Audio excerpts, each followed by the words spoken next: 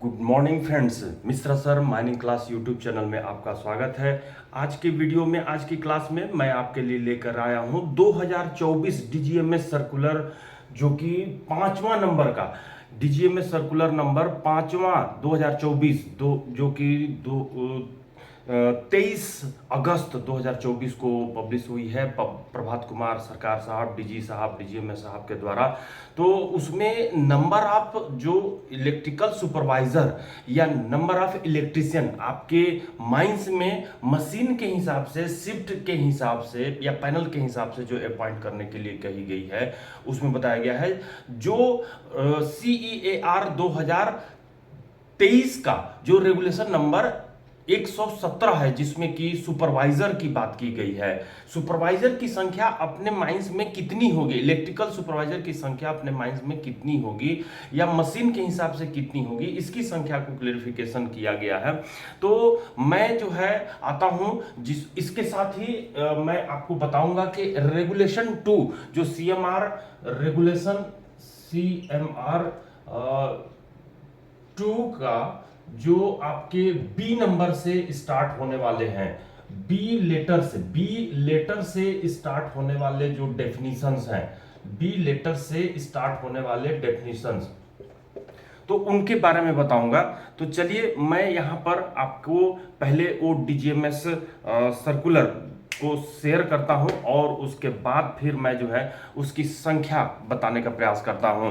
तो ये आपके सामने जो डीजीएमएस सर्कुलर स्क्रीन पर मैं शेयर किया, जिसमें कि आपको डेट दिखाई दे रही है 23/8, मेरे कर्सर पर अगर नजर रख रहे हैं तो 23/8/2024 को ये सर्कुलर पब्लिश हुई है, डीजीएमएस सर्कुलर नंबर 5 ऑफ 2024, जिसके संबंध में ये जो आपको सब्जेक्ट बताई गई है, क्या है सब्जेक्ट, देखिए, guideline for determining adequacy of electrical supervisor and electricians on duty in every mine और oil field while electricity is being used, sub regulation 1 and 3 of regulation 117 of CEAR 2023। तो ये जो 2023 का जो सब रेगुलेशन आपको दिखाई दे रही है 117 का 1 और 3, उसी आधार पर तैयार की गई है।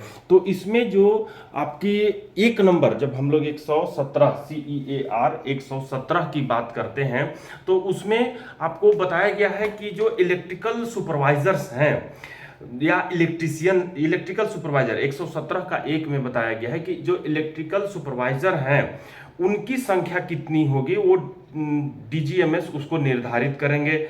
और जो 117 का 3 है, 117 का 3 में बताया गया है कि जो इलेक्ट्रीशियन है वो कितनी संख्या में होंगे वो निर्धारित करेंगे डीजीएमएस, जिसको प्रभात कुमार सरकार साहब ने, डीजीएमएस साहब ने ये आपको 23 अगस्त 2024 को निकाला है। तो ये 1 नंबर और 3 नंबर का जो सब रेगुलेशन है CEAR 2023 का, आपके सामने ये दिखाई दे रही है 2023 का। तो इस पर 117 का 1 जो सुपरवाइजर्स, इलेक्ट्रिकल सुपरवाइजर्स के लिए है, 117 का 3 जो कि इलेक्ट्रिशियंस के लिए है।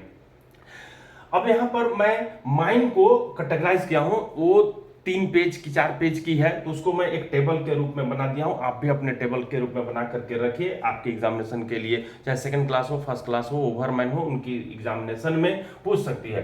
तो मैं पहले टेबल में माइन को कैटेगराइज किया हूं, दूसरे टेबल में आप भी बना लीजिए लेवल ऑफ मैकेनाइजेशन, और तीसरे में नंबर ऑफ इलेक्ट्रिकल सुपरवाइजर, और चौथे में नंबर ऑफ इलेक्ट्रीशियन। इस तरह से जब आप माइन अंडरग्राउंड की बात करते हैं या ओपन कास्ट की बात करते हैं या पावर प्लांट जहां पर बिजली निर्मित होती है, पावर निर्मित होता है, या सरफेस पर जहां पर आप पावर प्लांट से बिजली मंगाते हैं, सब स्टेशन बैठाते हैं, वहां के लिए, तो जब अंडरग्राउंड की बात करते हैं तो इसको 2 कैटेगराइज में बांटा गया है। पहला जो है आपका जो कन्वेंशनल और सेमी मैकेनाइज्ड माइन को हम लोग कन्वेंशनल और सेमी मैकेनाइज्ड और हाई लेवल मैकेनाइजेशन में हम लोग बांटते हैं। तो ये कन्वेंशनल और सेमी मैकेनाइज्ड माइंस में जब बात करेंगे तो इलेक्ट्रिकल सुपरवाइजर जो होंगे, जो कन्वेंशनल मतलब प्राचीनतम, तो उसमें एक जो इलेक्ट्रिकल सुपरवाइजर होगा प्रति डिस्ट्रिक्ट में, प्रत्येक शिफ्ट पर, यानी एक शिफ्ट में एक डिस्ट्रिक्ट में एक रहेगा। अगर 4 डिस्ट्रिक्ट है तो 4 इलेक्ट्रिकल सुपरवाइजर रहेंगे जब कन्वेंशनल और सेमी मैकेनाइज्ड करते हैं। जब हम लोग इलेक्ट्रिशियन की बात करते हैं तो इसकी संख्या को जब डबल कर दीजिए, मतलब एक इलेक्ट्रिकल सुपरवाइजर की जगह पर 2 इलेक्ट्रिशियन के साथ रहेगा।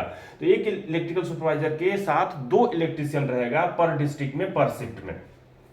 अब देखिए, जब अंडरग्राउंड की हम लोग भी बात करते हैं, हाई लेवल मैकेनाइजेशन, जैसे कि हाई लेवल मैकेनाइजेशन अपना मुनिडी जो एसीसीएल का माइंस है या ईसीएल का झाझरा माइंस है, मुनिडी के मुनिडी जो बीसीसीएल का माइंस है उसमें आपको चल रही है क्या, सीयरर कंटिन्यूस सीयरर चल रही है। और कंटिन्यूस माइनर कहाँ चल रहा है, झाझरा में चल रहा है। इसी तरह से और भी माइंस हैं जहां पर कंटिन्यूस माइनर चल रहे हैं। या फिर ब्लास्टिंग गैलरी मेथड जो कि आपकी एससीसीएल में चल रही है। या इसी तरीके जो हाई लेवल मैकेनाइजेशन मशीन होती है वहां पर जो इलेक्ट्रिकल सुपरवाइजर होंगे, 2 इलेक्ट्रिकल सुपरवाइजर होगा प्रति डिस्ट्रिक्ट प्रति शिफ्ट में। और इसकी संख्या जब हम लोग बात करते हैं इलेक्ट्रिशियन की, तो इसके जगह पर ये 4 हो जाते हैं। इनके साथ 2 इलेक्ट्रिकल सुपरवाइजर के साथ 4 आपको इलेक्ट्रिशियन डिप्यूट करना होगा। तो 4 इलेक्ट्रिशियन पर डिस्ट्रिक्ट पर शिफ्ट। अब हम लोग बात करते हैं ओपन कास्ट माइन को। तो ओपन कास्ट माइन को 3 कैटेगरी में आपको बांटना है। एक जो है आपकी रहेगी हाई लेवल मैकेनाइजेशन, दूसरा रहेगा मीडियम लेवल मैकेनाइजेशन और तीसरा रहेगा लो लेवल मैकेनाइजेशन। तो इस तरह से हाई लेवल मैकेनाइजेशन में जब बात करते हैं तो इसमें बकेट व्हील एक्सकवेटर होता है, ड्रैग लाइन आता है, सरफेस माइनर आता है, या इसी तरीके का जो बड़ी मशीन या बड़ी कैपेसिटी वाली शॉवेल होती है। तो उसमें हम लोग पर मशीन पर ध्यान रखिएगा। अब यहां पर मशीन पर बात की गई है जो प्रभात कुमार साहब द्वारा, डीजी साहब द्वारा, पर मशीन पर एक इलेक्ट्रिकल सुपरवाइजर होगा पर शिफ्ट के हिसाब से। यदि 2 मेगा वोल्ट एम्पियर से ज्यादा कम यूज हो रहा है तो उसमें हम लोग एक रख सकते हैं, 2 मेगा वोल्ट एम्पियर से कम अगर हो रहा है तो एक रख सकते हैं। एग्रीगेट पर मशीन पर की जरूरत नहीं है। तो आप ये याद रखिए कि हर मशीन पर एक इलेक्ट्रिकल सुपरवाइजर हर शिफ्ट में रहेगा। तो ये हाई लेवल मैकेनाइजेशन के इलेक्ट्रिकल सुपरवाइजर। अब यहीं पर जब हम लोग इलेक्ट्रिशियन की बात करते हैं तो इलेक्ट्रिशियन 2 इलेक्ट्रिशियन हर मशीन के साथ रहते हैं पर शिफ्ट में। तो 2 इलेक्ट्रिशियन हर मशीन के साथ पर शिफ्ट में। अब यहां पर आपने देखा ओपन कास्ट का हाई लेवल, अब ओपन कास्ट का ही मीडियम लेवल देखिए। तो मीडियम लेवल मैकेनाइजेशन में हम लोग इलेक्ट्रिकल शावल की बात करते हैं। तो इलेक्ट्रिकल शावल जो होती है तो उसमें हम लोग को 6 नंबर, अगर इलेक्ट्रिकल शावल है तो हम लोग अधिकतम 6 नंबर से इलेक्ट्रिकल शावल पर एक इलेक्ट्रिकल सुपरवाइजर पर शिफ्ट में देंगे। और उसी तरह से हम लोग को जब इलेक्ट्रिशियन की बात करते हैं मीडियम लेवल मैकेनाइजेशन में तो उसमें हर 2 मशीन पर एक इलेक्ट्रिशियन पर शिफ्ट में देने की बात की गई है। तो ये भी ध्यान में रखना है मीडियम लेवल मैकेनाइजेशन के लिए। अब हम लोग बात करते हैं ओपन कास्ट का लो लेवल मैकेनाइजेशन, जिसमें कन्वेंशनल प्राचीनतम जो 1.5 क्यूबिक मीटर या 2 क्यूबिक मीटर वाला जो लो लेवल मैकेनाइजेशन होता है, यहाँ पर हाथों से कोड़ने वाली मैनुअल जो ओपन कास्ट माइंस होती है, जिसमें हम लोग बात करते हैं 105 रेगुलेशन की। तो वहां पर एक इलेक्ट्रिकल सुपरवाइजर प्रत्येक शिफ्ट में रहेगी और एक इलेक्ट्रिशियन हर शिफ्ट में रहेगी, ये बात कही गई है। अब हम लोग पावर प्लांट की बात करते हैं, बिजली जहां पैदा होती है, बनती है। तो वहां पर अगर 10 मेगावाट से कम बिजली पैदा हो रही है तो एक इलेक्ट्रिकल सुपरवाइजर प्रत्येक जनरल शिफ्ट में होगा और इलेक्ट्रिशियन एक हर शिफ्ट में होगा।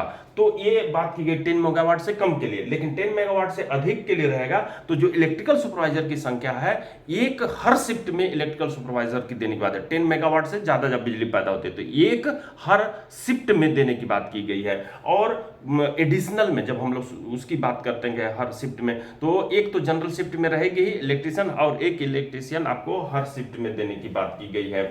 तो इस तरह से ये पावर प्लांट की बात करेंगे। अब यहां पर मैं बात करता हूं सरफेस की। सरफेस में जब आपका सब स्टेशन रहता है तो उसकी जब आप लोग बात करते हैं तो सरफेस में जिसकी 9 नंबर के रो में चर्चा की गई है, तो मैं स्क्रीन शेयर करता हूं, उसके बाद उसको आपको दिखा करके बताता हूं कि सब स्टेशन होता है जहां पर अपने माइंस में स्थापित करते हैं और वहां से सभी जगह पर डिस्ट्रीब्यूट करते हैं पावर को। तो उसके लिए मैं आपको शेयर करता हूं जो 9वें नंबर पर हम लोग देखेंगे। तो वैसे जनरल शिफ्ट में यहाँ पर जो 10 मेगा वोल्ट एम्पियर की बात की गई है। 10 मेगा वोल्ट एम्पियर बिजली जहां बनती है वहां पर 10 मेगावाट की बात करते हैं, जहां बिजली सप्लाई होती है वहां पर मेगा वोल्ट एम्पियर की बात करते हैं। तो मैं थोड़ा सा छोटा कर देता हूं इसको। अब ये जो आपको दिखाई दे रही है इसको मैं स्क्रॉल करके नीचे ले आता हूं जहां पर 9वां नंबर की बात है। तो ये सभी पॉइंट्स जो आप पढ़े वो सभी ये डीजीएमए सर्कुलर में अभी 23 अगस्त को पब्लिश हुई है। तो ये आपके किसके लिए है? Electrical supervisor, adequacy of the electrical supervisors के लिए, जिसको मैं वहां पर बता दिया हूं। अब ये मैं डायरेक्ट आता हूं 9वें नंबर पॉइंट पर, जिसमें कि ये रहा आपके सामने 9वां नंबर पॉइंट।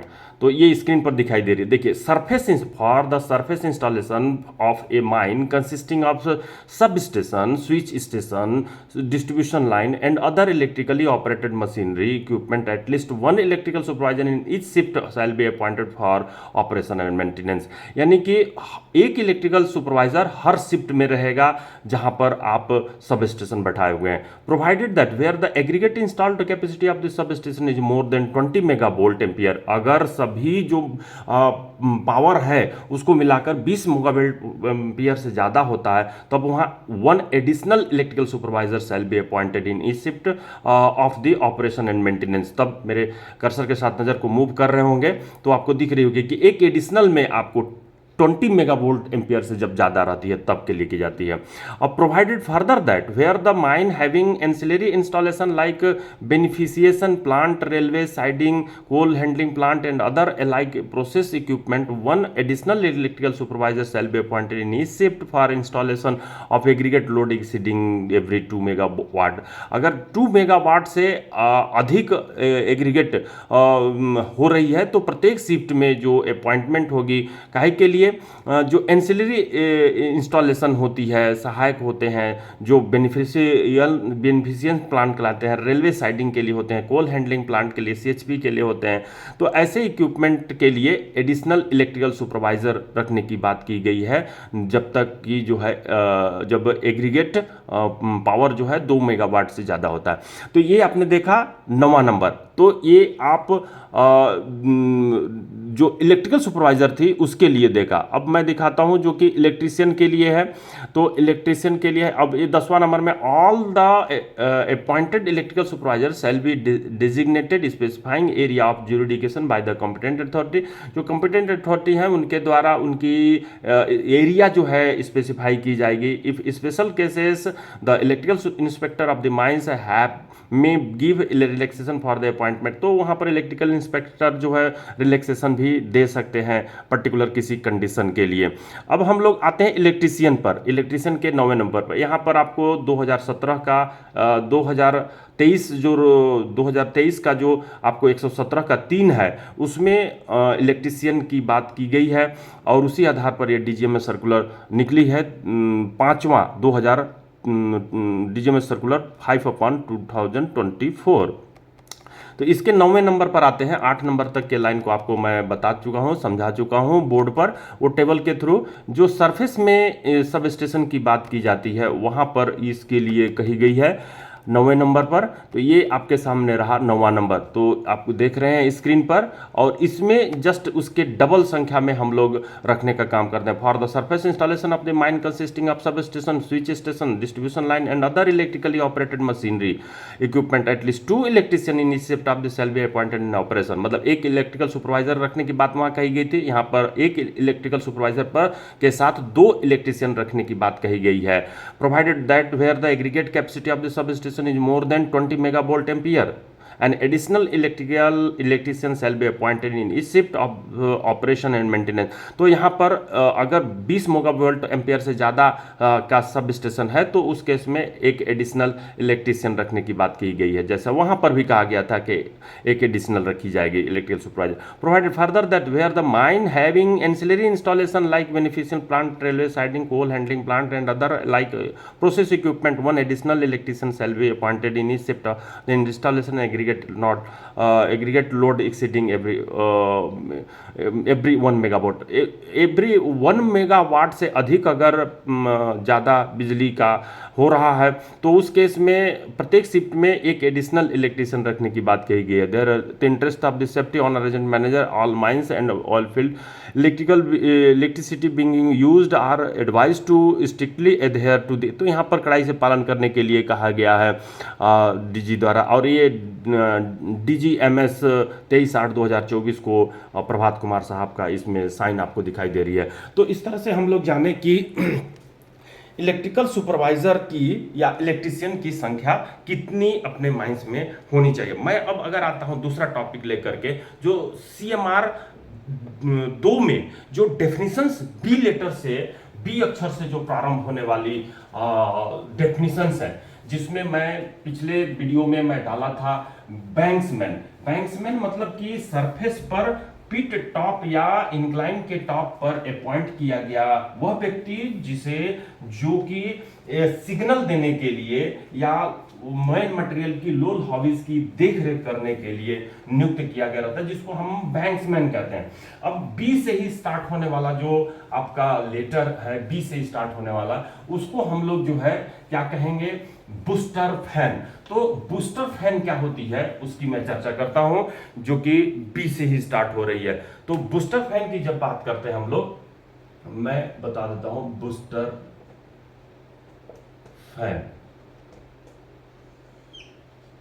तो जब बूस्टर फैन की बात करते हैं तो ऐसा मैकेनिकल वेंटिलेटर जो अंडरग्राउंड माइंस में, ऐसा मैकेनिकल वेंटिलेटर जो अंडरग्राउंड माइंस में इनटेक या रिटर्न में बहने वाली जो हवा होती है उसको बूस्ट कर देती है। माइन में या किसी डिस्ट्रिक्ट में, माइन में या किसी डिस्ट्रिक्ट में बहने वाली संपूर्ण हवा को होली या मेनली बूस्ट करने का काम करती है, उसको हम लोग जो है बूस्टर फैन कहते हैं। लेकिन बूस्टर फैन यहां डेफिनेशन तो दी हुई है, लेकिन इसके साथ साथ आपको 155 रेगुलेशन, जिसमें कि बूस्टर फैन के संबंध में और बातें बताई गई हैं। जैसे बूस्टर फैन को इंस्टॉल करने के लिए DGMS को 7 दिन पहले नोटिस देनी पड़ती है, और उसके लिए पहले जो मैनेजर होते हैं खदान के, उनको सर्वे करनी पड़ती है, वेंटिलेशन सर्वे करनी पड़ती है, और वेंटिलेशन सर्वे का प्लान उस नोटिस के साथ संलग्न करके भेजना रहता है। तो यहां पर जो बूस्टर फैन की डेफिनेशन आप लोग देखें, लेकिन उसके साथ साथ आपको क्या 155 नंबर का जो रेगुलेशन है वो भी रीड करके रखना होगा। और यहां पर बूस्टर फैन जो हम लोग इंस्टॉल करते हैं, बूस्टर फैन इंस्टॉल जिस इनटेक या रिटर्न गैलरी में करते हैं, जैसे मैं ये जो बनाया गैलरी जिसमें कि ये बूस्टर फैन इंस्टॉल कर रहे हैं, तो यहां पर क्वांटिटी Q1 अगर फ्लो हो रही है तो इस ओर यहां पर जो क्वांटिटी Q2 होगी वो क्या हो जाएगी, ग्रेटर हो जाएगी, बढ़ा देती है। Q2 जो है Q1 से ज्यादा होगी, तो ये बूस्ट करने का काम की, जिससे जो है बूस्ट करके ये आपको हवा पूरे डिस्ट्रिक्ट में या पूरे माइन में स्थापित करती है। तो पूरे माइन में या पूरे डिस्ट्रिक्ट में इसकी संख्या एक ही रहती है। जबकि ऑक्सिलरी फैन के डेफिनेशन में देखिए कि हम लोग को एक से अधिक ऑक्सिलरी फैन माइंस में स्थापित कर सकते हैं, लेकिन इसके लिए जो GSR है वो GSR 980 के लगभग है, तो उसको आप उसकी कंडीशन को फॉलो करना होगा जब 2 या 2 से अधिक ऑक्सिलरी फैन इंस्टॉल करते हैं अपने माइंस में।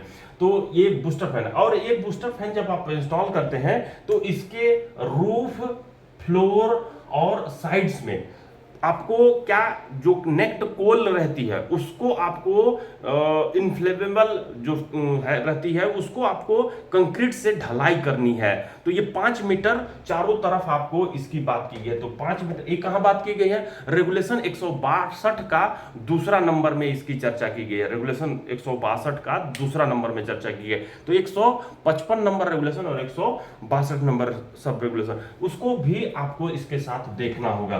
तो ये बात कर ली हम लोग बूस्टर फैन की। तो बी से जो अपना डेफिनेशन दिया हुआ है वो बैंक्समैन और बूस्टर फैन, यही दो दी गई है। अब हम लोग आते हैं सी से स्टार्ट होने वाला। तो सी से स्टार्ट होने वाला जो अपना है, जिसमें कि बात करते हैं किसकी, कमिटी की। सी से स्टार्ट होती है कमिटी। उसके बाद सी से स्टार्ट होता है कोल, जिस पर मैं प्रश्न भी पूछा था, उस प्रश्न का मैं आंसर दिखाऊंगा। आप लोग अपना कमेंट्स बॉक्स में कमेंट्स दिए हुए हैं। और डी में जो आपकी है, सी से स्टार्ट होने वाला कमिटी, कोल, कॉन्ट्रैक्टर, कॉन्ट्रैक्टर, और सी से ही स्टार्ट होने वाला आपका कॉन्ट्रैक्टर कॉम्पिटेंट पर्सन है, सीपी है, कॉम्पिटेंट पर्सन है। तो इस तरह से हम लोग सी से स्टार्ट होने वाले जो लेटर्स हैं उनकी चर्चा करेंगे। तो यहां पर आपके सामने कमिटी जो पहला वर्ड है उसकी बात कर लेते हैं। तो कमिटी जो माइंस एक्ट 1952, माइंस एक्ट 1952 का सेक्शन 12 में जो दिया गया या गठित किया गया, इसके अंतर्गत गठित किया गया जो कमिटी है, और किसके द्वारा गठित की जाती है, by central government, CG, central government, अभी नरेंद्र मोदी की सरकार है, भाजपा की सरकार है, उनके द्वारा ये गठित किया। जैसे बक्स बोर्ड अभी जो कानून बनी है बहुत पहले, उसमें संशोधन करने की बात की गई है, तो उसमें सेंट्रल गवर्नमेंट द्वारा ही वो कमिटी गठित की गई है, जिसका एनालिसिस चल रहा है और उसमें कुछ सुधार किया जाएगा। तो ये जो कानून कैसे बनती है उसके बारे में तो हम लोग चर्चा कर चुके हैं। तो ये कमिटी में कौन कौन सदस्य रहते हैं और वो जो सुधार करने वाली है उसमें पक्ष और विपक्ष में क्या होता है, बहस होता है, और जब पक्ष या विपक्ष कहे उसमें डिस्कस होता है, और अगर अध्यक्ष का साइन होकर के जब वो जाती है तो लोकसभा में जाती है। तो यहाँ सेक्शन 12 में जो कमिटी में कौन कौन रहते हैं इस पर अगर ध्यान दे लें तो यहाँ पर एक नंबर में चेयरमैन होते हैं। चेयरमैन कौन होंगे, चेयरमैन जो होंगे वो आपके सेंट्रल गवर्नमेंट के ऑफिसर हो सकते हैं, सेंट्रल गवर्नमेंट द्वारा अपॉइंटेड होंगे और वो जो है चेयरमैन के रूप में होंगे। दूसरा जो होगा यहाँ पर CIM यानी कि प्रभात कुमार सरकार साहब को, चीफ इंस्पेक्टर ऑफ माइन साहब को, उनको शामिल करना ही है। तीसरे नंबर में जब हम लोग बात करेंगे तो कौन होते हैं, तीसरे नंबर में आपका वर्कर का रिप्रेजेंटेटिव होता है, वर्कर के हितों को चाहने वाला वर्कर रिप्रेजेंटेटिव होते हैं। तो ये इनकी संख्या कितनी होती है, 2 होती है, इनकी संख्या 1 रहेगी, इनकी संख्या 1 रहेगी। अब आप टोटल संख्या भी क्वेश्चन में पूछती है तो उसको आपको काउंट करके रखना होगा। चौथा जो है ये जो मैनेजमेंट, MGT लिख रहा हूं, मैनेजमेंट को MGT शॉर्टकट में लिखते हैं, तो मैनेजमेंट के जो रिप्रेजेंटेटिव होते हैं, रिप्रेजेंटेटिव इस कमिटी में आपको रिप्रेजेंटेटिव ये रहेंगे और इनकी भी संख्या 2 रहेगी। तो यहाँ 2 संख्या जो रहती है उसमें से एक जो होंगे वो कोल के कंपनी के होंगे और कोल से रिलेटेड होंगे, और जो मैनेजमेंट के रिप्रेजेंटेटिव होंगे उसमें से भी एक जो होंगे कोल कंपनी के होंगे, बाकी ऑयल के हो सकते हैं एक, या मिनरल्स के हो सकते हैं। तो ये हो गए। अब 5वें नंबर में माइनिंग इंजीनियर की बात की गई है, माइनिंग इंजीनियर की बात की, ENGR इंजीनियर को शॉर्टकट में लिखते हैं। तो माइनिंग इंजीनियर इनकी भी संख्या 2 होगी, जो कि कोल कंपनी में अपॉइंटेड नहीं होंगे, ये भी जो है कोल कंपनी में अपॉइंटेड नहीं होंगे। तो इस तरह से 2, 2, 4, 2, 6, 2, 8 टोटल संख्या 8 रहती है उस कमिटी में। तो हम लोग इसकी कमिटी के डेफिनेशन में कहें कि माइंस एक्ट के अंतर्गत अपॉइंट किया गया सेंट्रल गवर्नमेंट द्वारा जो कमिटी होता है उसी को हम लोग कमिटी के डेफिनेशन में शामिल करते हैं। अब आते हैं दूसरा शब्द जो आपके डेफिनेशन में बताया मैं कि क्या जो है उसकी चर्चा की गई है, तो वो है कोल। तो कोल पर जब आते हैं, सी से स्टार्ट होने वाला कोल, तो कोल के अंतर्गत आप किसको किसको शामिल करते हैं परिभाषा में, एंथ्रेसाइट, एंथ्रेसाइट को शामिल करते हैं। दूसरा जो है आप बिटुमिनस को शामिल करते हैं, बिटुमिनस को शामिल करते हैं। और तीसरे नंबर में आप लिग्नाइट, जो लिग्नाइट को शामिल करते हैं, जो आपको SCCL में पाया जाता है, सिंगरेनी कॉलरेज कंपनीज में पाया जाता है। चौथे नंबर में हम लोग कहते हैं पीट जो होती है वो होती है। लेकिन इसके अलावा जो कार्बोनेशियस, कार्बोनेशियस मटेरियल की बात की गई है। तो कार्बोनेशियस मटेरियल में क्या आता है, देखिएगा ध्यान दीजिएगा, मटेरियल में सेल भी आता है, SHALE, सेल भी आता है। लेकिन इसी के आगे जब हम लोग बात करते हैं, लिखा हुआ है उसी डेफिनेशन में कि जिसको सेल किया जा सकता है, जिसको हम बेच सकते हैं, जिसको सेल कर सकते हैं। तो ये जो सेल है बेच सकते हैं, तो क्या बताइए कि सेल को हम बेच सकते हैं क्या? सेल को पत्थर की कैटेगरी में रखते हैं, कोई खरीदेगा क्या? नहीं खरीदेगा। तो इसलिए हम लोग सेल एक कार्बोनेसियस मटेरियल होती है जिसको हम बेच नहीं सकते, इसलिए इसको हम लोग कोल के परिभाषा में नहीं शामिल करते। लेकिन हम कोक को 5वां नंबर में कहेंगे, कोक को, जो कि कोक क्या होती है, कोक कोयले के कम तापमान पर सेपरेट इन्वायरमेंट में जब हम लोग उसको जलाते हैं कम ऑक्सीजन पर, तो उसके अंदर की जो अशुद्धियां रहती हैं, इम्प्यूरिटीज रहता है, वाटर वेपर हो चाहे और उसके दूसरे इंग्रेडिएंट हैं जो इम्प्यूरिटी के रूप में रहते हैं, वो जो है निकल जाते हैं। तो उसको हम लोग जो है ये कोक को इसलिए शामिल करते हैं कोयले में, और इसको जनरली BCCL तरफ या धनबाद एरिया में इसको पोड़ा कोयला के नाम से बोला जाता है, जो कि स्टील प्लांट में यूज होती है। तो ये जो है कोक भी हम लोग शामिल करते हैं। तो ये कोल की परिभाषा की बात हो गई। तो ये हम लोग कल क्वेश्चंस में मैं दिया था पिछले वीडियो में, तो उसका आंसर आप अब समझ गए होंगे, आप लोग भी पढ़े होंगे, कमेंट्स बॉक्स में दिए हुए हैं। जब हम लोग कॉम्पिटेंट पर्सन की बात करते हैं, कॉम्पिटेंट पर्सन की, तो C से स्टार्ट हो रही है। तो कॉम्पिटेंट पर्सन की जब बात करते हैं, तो कॉम्पिटेंट पर्सन मतलब कि किसी काम, मशीनरी, संयंत्र, साधन के लिए सक्षम व्यक्ति का मतलब है वह व्यक्ति जिसकी उम्र, एज, पहला चीज याद रखना है, एज 20 ईयर से अधिक होनी चाहिए, जो किसी काम को करने के लिए, वर्क को करने के लिए रिटन रूप से, WRITTEN, रिटन रूप से किसके द्वारा, बाई मैनेजर द्वारा, MGR, मैनेजर द्वारा लिखित रूप से उसको किसी काम को करने के लिए, जैसे डंपर ऑपरेटर को लिखित रूप से इसको अपॉइंट किया जाता है, या किसी काम की देखरेख करने के लिए, वर्क को सुपरवाइज करने के लिए मैनेजर द्वारा रिटन रूप से उसको अपॉइंट किया जाता है, या किसी काम, मशीनरी, संयंत्र यानी प्लांट, या साधन यानी कि एंसिलियरी जो भी है, एंसिलियरी, इसके कार्य की दिखानी, जैसे डंपर है या सॉबिल चल रही है, अंडरग्राउंड में कंट्रोल माइनर चल रहा है, या कोई प्लांट है या कोई एंसिलियरी, इसके कार्य की कार्य जो कर रहा है, इसके कार्य की सुपरवाइज करने के लिए जब लिखित रूप से मैनेजर नियुक्त करता है, तो उसको हम लोग जो है कॉम्पिटेंट पर्सन में शामिल करते हैं। यहाँ पर सॉफ्टवेयर को शामिल तो किया गया है, इसके अलावा dumper operator, dozer operator, shovel operator, जितने भी ऑपरेटर ओपन कास्ट में या अंडरग्राउंड में होते हैं, उनको हम लोग इसमें शामिल करते हैं कॉम्पिटेंट पर्सन के अंतर्गत। अब हम लोग बात करते हैं कॉन्ट्रैक्टर की। तो कॉन्ट्रैक्टर जो होते हैं, जिसको हम लोग C से ही रिप्रेजेंट कर रहे हैं, तो ये कॉन्ट्रैक्टर की जब बात करते हैं, कॉन्ट्रैक्टर यानी कि ठेकेदार, तो कॉन्ट्रैक्टर ये क्या करता है, प्रोवाइड करता है। पहला चीज प्रोवाइड करता है, क्या प्रोवाइड करता है, तो ये ऑपरेशन प्रोवाइड करता है, ऑपरेशन या सर्विस, ऑपरेशन या सर्विस प्रोवाइड करने के ऑन कॉन्ट्रैक्ट बेसिस। अब इसमें शामिल कौन कौन हो सकता है, कोई एक व्यक्ति भी हो सकता है जिसको हम लोग इंडिविजुअल कहते हैं। तो एक नंबर में इंडिविजुअल हो सकता है, या दूसरे नंबर में एसोसिएशन को हम लोग क्या कहते हैं, ग्रुप कहते हैं, एसोसिएशन ऑफ इंडिविजुअल हो सकता है, यानी कि कई आदमियों का जो ग्रुप होता है उसको हम लोग कॉन्ट्रैक्टर कह सकते हैं। तीसरा लोकल अथॉरिटी हो सकता है, या जिसको लोकल बॉडी कोई हो सकता है। चौथे नंबर में कोई फर्म हो सकता है, या पांचवें नंबर में कोई कंपनी हो सकती है।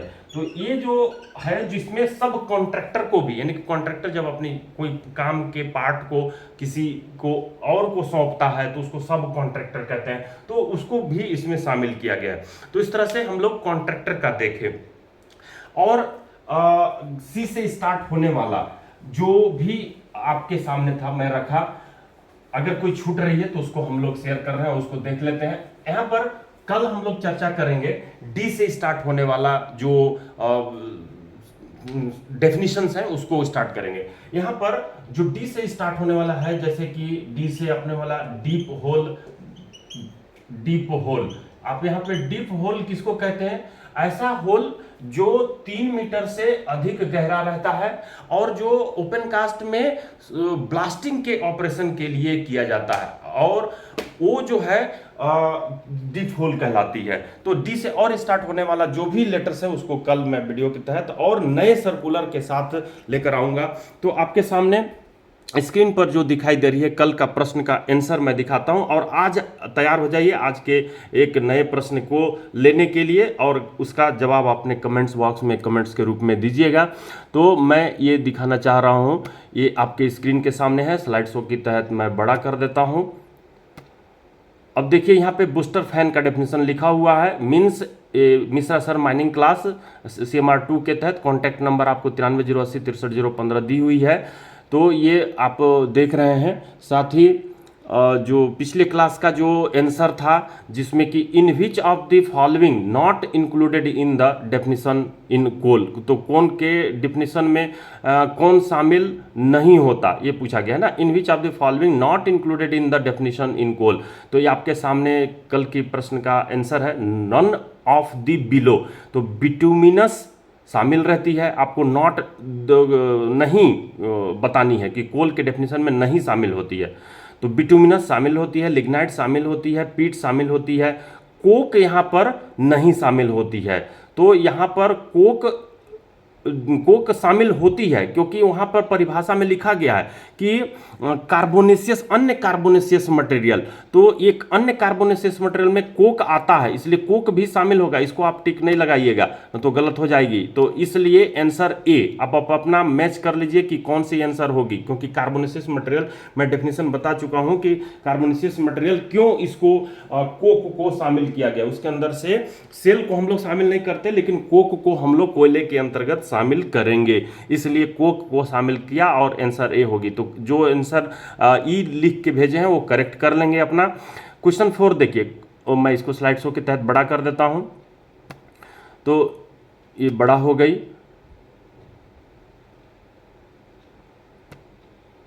जिसमें क्या लिखी हुई है दिख रहा है क्वेश्चन 4 आपको? हाँ, क्या लिखी हुई है पढ़िए। Contractor means dash dash who provide service और ऑपरेशन इन द माइन और कॉन्ट्रैक्ट बेसिस इंक्लूड ए सब कॉन्ट्रैक्टर।